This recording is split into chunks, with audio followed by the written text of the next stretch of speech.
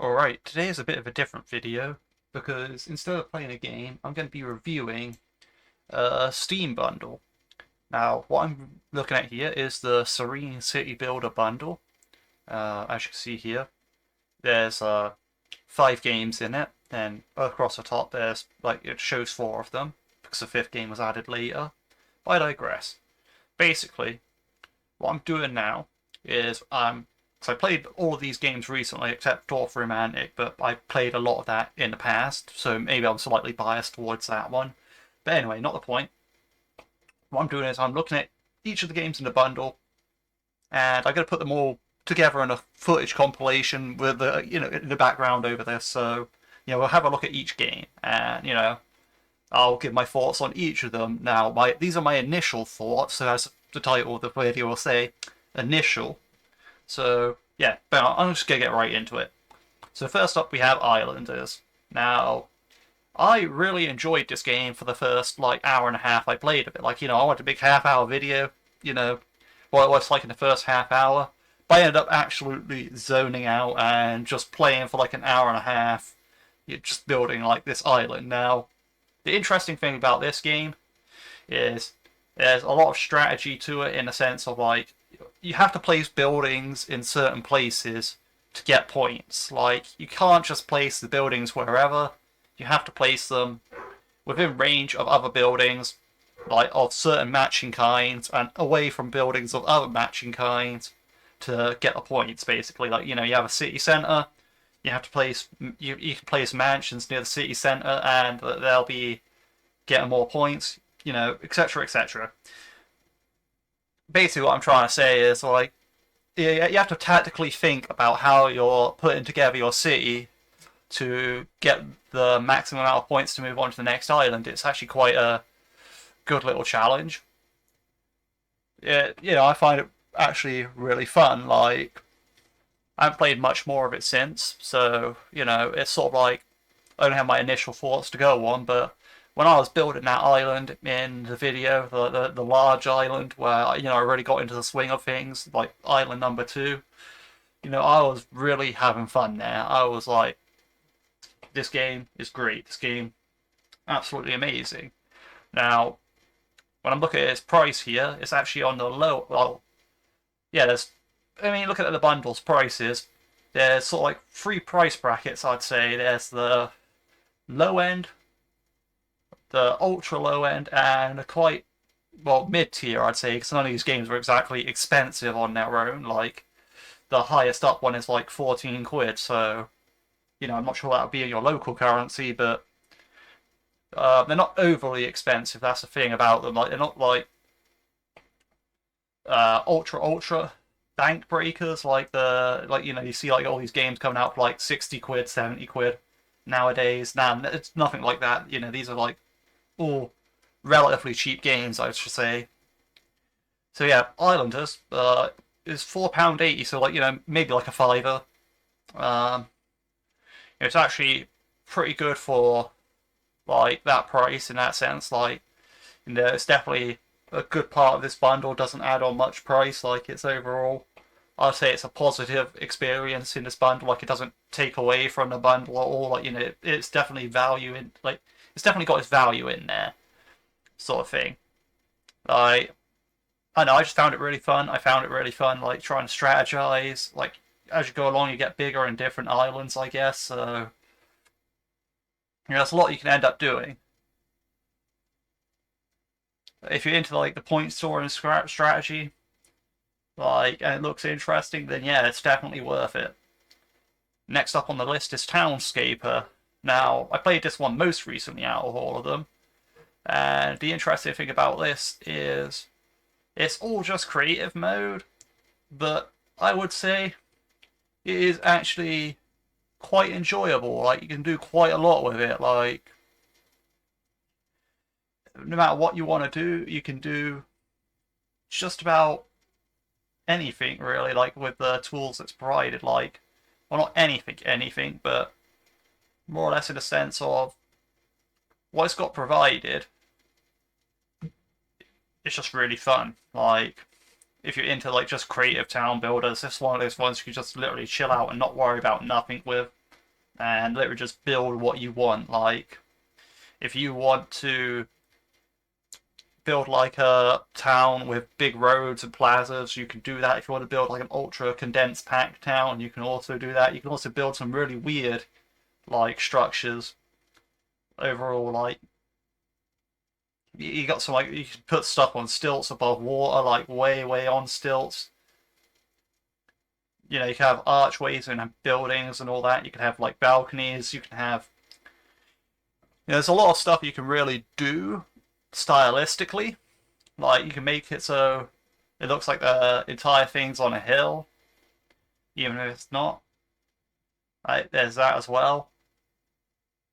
You can end up building some really good scenes with this if like you're really into like just casual city builders where there's just no pressure or anything. You can build something like quite, there's a lot of water everywhere, so you can build like loads of bridges. Like, you can build something that looks more like Venice than anything, but you know it's actually just really nice. Like, and for its price of £5, you could probably get like quite a good amount of time out of this. Like, it's definitely worth the price in that sense. Like, I'd say. I haven't really got much to say about this game other than, it's just like, it was really enjoyable, or even though there's no objective really, it's just build what you want. Sometimes that is the kind of game that you want to play, like, just build what you want. Cloud Gardens. Now, Cloud Gardens is the most expensive game on this list, and I don't feel like I've played it enough to actually give it a accurate review, because from what I played of it so far, I think it's really actually quite fun. Like, you have to place your plants, and you have to grow plants by placing objects near them. At first, it didn't make much sense to me, but as I got onto like a slightly harder stage, I kind of like grasped the concept a bit more. But the thing is, I still haven't unlocked most of what the game has to offer. Like, there's probably a lot more that the game has to offer that I haven't seen. Like, when you look at it, because I'm looking at these screenshots from the actual store page here, and like, there's a lot more seeds I haven't actually unlocked in the game. There's a lot more, so there's a lot more plants. I don't know how they behave and how they interact with the environment. You've got to use a different combination of the plants and place objects near them to make them grow, and you harvest back more seeds so you can place more plants. There's a lot about it where it's like, there is strategy to this, but I don't know how deep it goes yet. It is the most expensive game on the list at £14, but at the same time, it seems like it's actually pretty well fleshed out. The reviews are positive, so that's something good about that. Like, I can't give it an accurate review, but like, overwhelmingly positive reviews on Steam can give it like somewhat of an accurate review. People seem to really like this game. I mean, I can see why. From what I played of it, it is, quite fun. Like, it's also quite relaxing. Like, though you do have to get some strategy behind where you place the plants and how you place objects near them. You don't have to like be ultra precise about it, because from what I played, at least in the levels I played so far, which might just be biased because they're earlier levels. From what I played so far, though, you don't have to use all the. You have plenty of objects to spare. You have plenty of seeds to spare. Like, you can really kind of do what you want ish. Can't completely do what you want. Like, it's not ultra free, but at the same time, it's kind of got a lot of freedom to do a lot of different stuff if you want. You can complete levels in many different ways. It's not ultra strict on how you complete levels. You can kind of just complete levels. Overall, I'd say it definitely adds value to the bundle, like much like Townscaper and Islanders adds value to the bundle, but it does cost more than both of them combined. So, there is that, but at the same time, depending on how long this game actually is, it could just be like a really fun one to play through.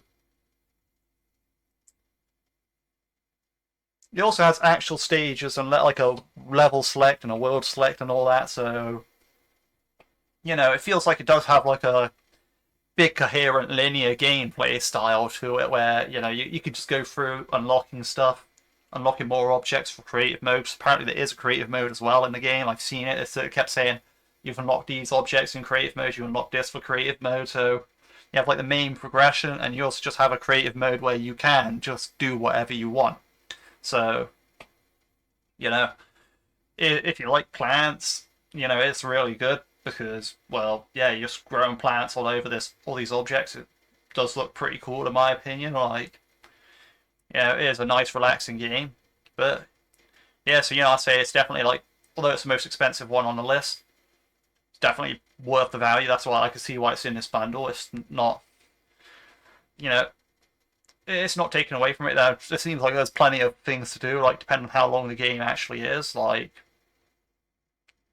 depends on a lot of stuff. But at the same time, it feels like it can be quite a long game, and even if it's not, it's still a good experience in my opinion.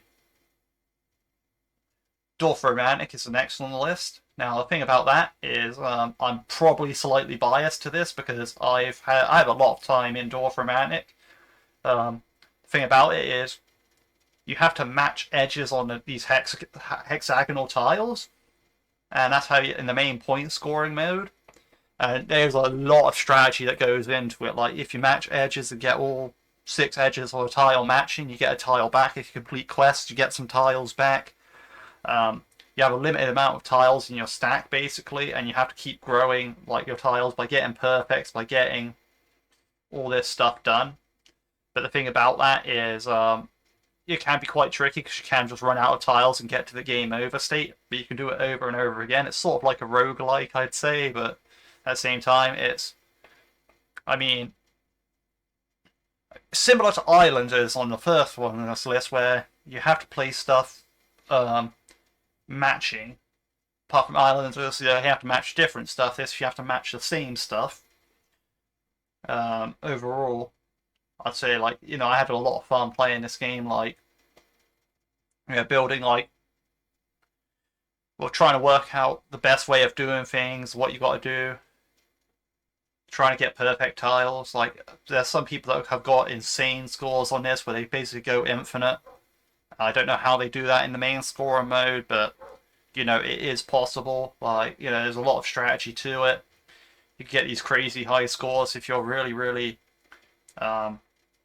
into the game and really know how to solve this puzzle, basically. So there is always that.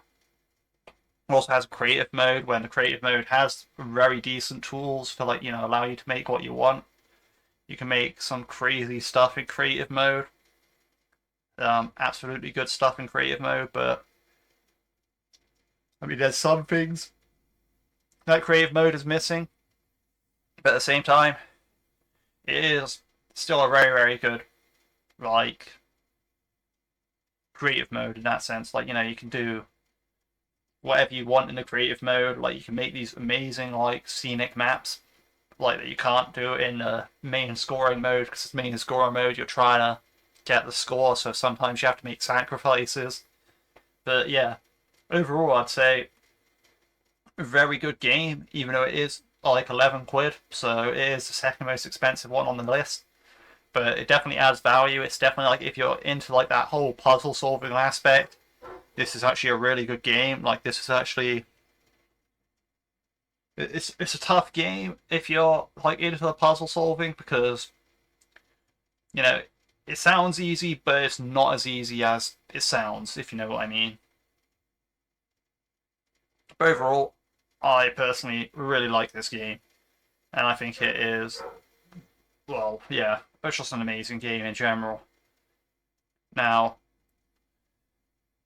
the last one on the list is the block. Now, the thing about the block is, from what I played,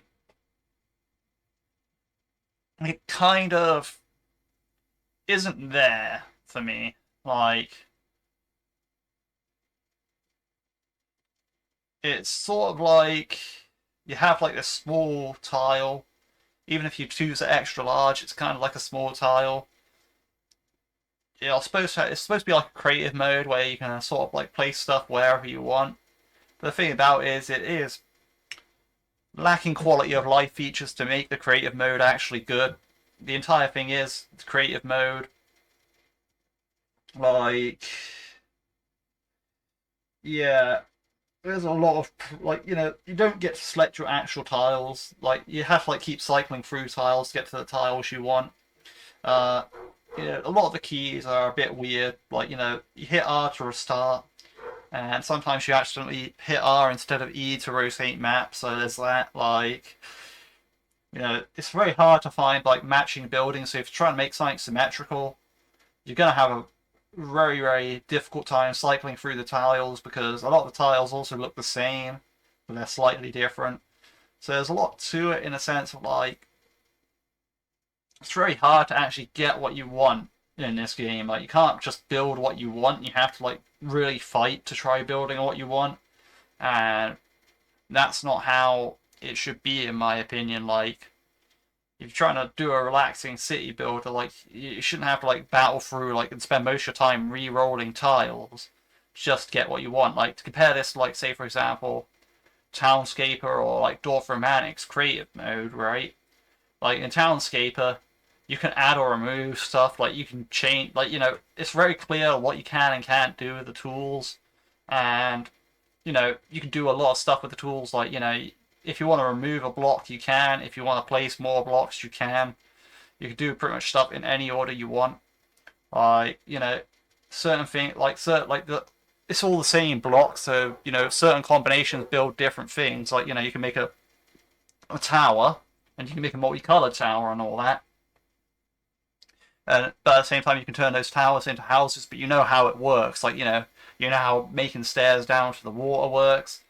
Like, you all the systems of the game you can learn and actually know how it works. Whereas the block, you realize that yeah, you have to keep cycling through tiles, and that's the only way to do things. And if it takes like you spend like a couple of minutes cycling through tiles to get to the tile that you want, and that's the way it is. And it's like, well, kind of not what I'm looking for in a game.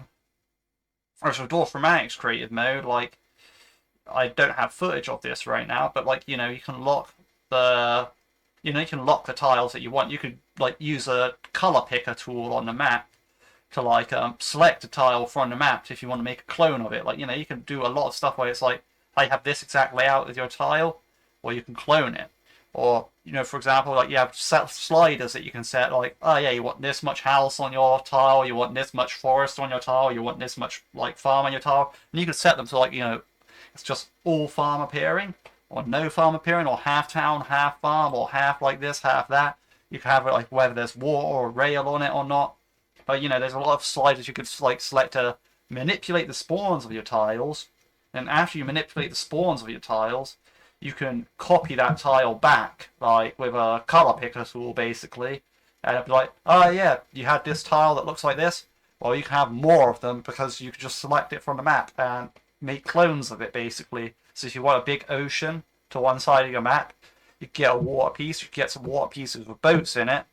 And you can select like the water pieces, make like tons of them. And if you want to add more boats, you can select the water piece with boats, add them in, rinse, repeat, basically. Like, you can do whatever you want. You can have a big ocean if you want. Like, it's easy to do that. You don't have to cycle through the tiles. You can literally just like color picker and lock the tile as well. Like, you can lock the stack, so like, instead of it going to the next tile on the stack, you'll just have that one locked in place. So basically, you can place as many of them as possible. So you can color pick something, lock it, and just place tons of it if you really want. Like, trying to make a big river that's like just plains on either side, or a big railway, you could do that. It doesn't matter. But again, like, the block has no such features where you can't just lock like a certain thing. You can't pick a tile from the map to have a clone of.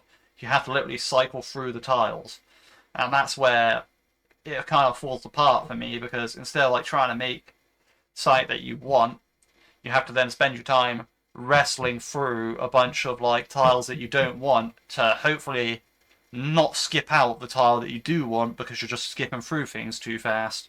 Or you have to like every third tile you have to like compare with the tile that you want and like, is this the correct one? No, it isn't. Reroll. You also can't place freely on the grid, even though there's like a set grid where you could place it. Like, there's only a limited amount of space in the block, but yeah, you can't. You can only place next to current stuff.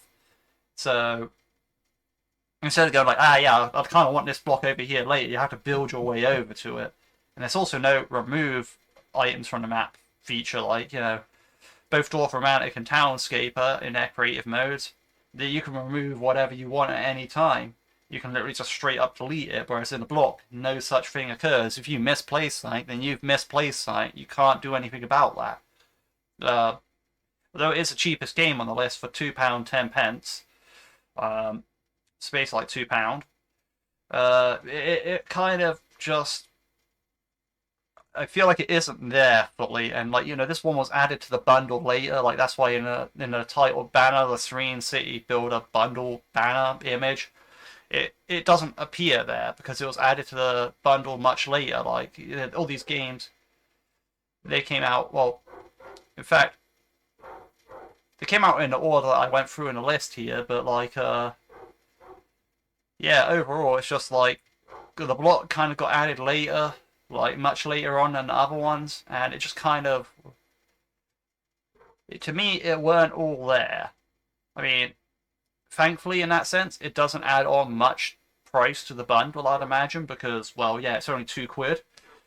So, overall, it doesn't affect like the value of the bundle too negatively, because it's not like it's like an expensive game that's also pretty bad. It's just kind of like a cheap game that, in my opinion, is pretty bad. Like, out of all these games, like I played all of them, I can honestly say like the Islanders, Townscaper, Cloud Gardens, and Dwarf Romantic, I'd play them all again, whereas the block I don't think I would be playing again.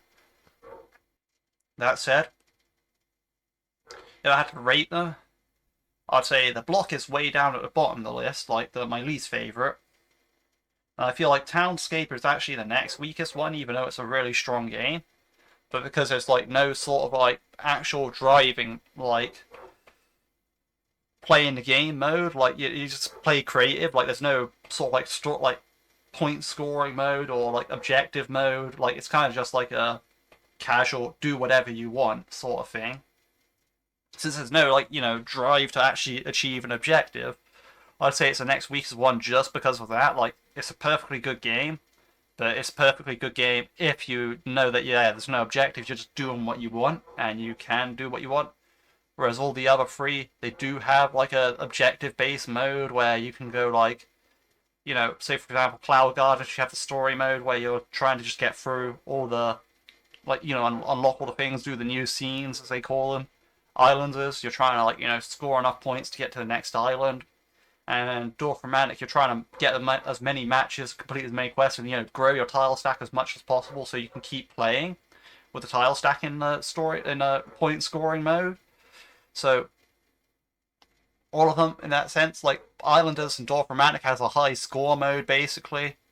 Cloud Gardens has like a story mode, so there's objective based modes in there where you have creative mode, and like I'm not sure if Islanders has creative mode, but I'm pretty sure. Well, actually, I can't say I'm pretty sure. I haven't really checked it out, but I know Cloud Gardens and Dwarf Romantic have a creative mode, so they kind of do. Those two kind of do everything. If Islanders has a creative mode as well, then that's also great. But like the thing about it is, the objective base mode is where it's more at for me. Like overall, I feel like that mode is the one that really drives people to play games. Like if there's an objective, like you're trying to beat the objective. Like whereas if you're just in creative mode, as soon as you get bored, you're bored, sort of thing. Whereas in objective-based mode, I mean, yeah, you can still get bored, but there's still like that drive to try beating it. And yeah, overall though, I'd definitely say this bundle is worth getting. Like, I'm not sure. I have to look at the actual price of the bundle because I've already owned a bundle, so I can't look at the price for it. Alright, so when you buy all these games together, you get a 10% discount from like their total price. Now, this actually comes out to be like around £3.69, but considering the block is in there, I consider your actual savings to be around £1.60. So you don't really save too much. So you don't really save too much in regards to actually buying these games individually. You save a bit. Also, you get the block for free in that sense, I'd say, because you're probably not going to play the block much. Like, you're going to look at the block and go like, oh, okay, it's the block. Um, you never know, it might actually get some quality of life improvements, but the game's over a year old at this point, so who knows. But overall, the important thing, so you do save a bit of money by buying them as a bundle. And it is a dynamic bundle, I believe, so you can just you can save quite a bit. Like, if you already own one, you don't have to pay the full price again. It's like you get like a discount sort of thing, and you can complete the set basically. But yeah, the thing about it is, if you're into city building games or like puzzle games, these are good ones. Like, at least Dorframatic, Cloud Gardens, and Islanders have like a good deal of strategy to them, I imagine. Mainly Islanders and Dorframatic. Cloud Gardens right now in the story mode feels a bit easier. But if you're into like city builders and whatnot, yeah, you'll want to play these. Like, you'll want to pick up this bundle because this is a overall relatively good bundle, I'd say. Like, you get them 5 games here. Well, if you ignore the block, 4 games here that are decent, like very good games, I'd say. Like, very enjoyable games, 4 of them are. So overall, I'd say it's worth, but that's ultimately up for you to decide. And yeah, that's my review of this, like my initial review of these games in this bundle. Like, if this bundle's worth it, what you're actually getting in the bundle. That's another thing. Like, if you're looking at this video, like, oh, I kind of want to look at this bundle, but I don't know what all these games are like. Well, here they are. You've seen some footage I put in the background of this. You've seen like the gameplay of them. Like, you've heard me talk about my initial thoughts on them. And yeah, that's about it for this video. Hope you all have a good day.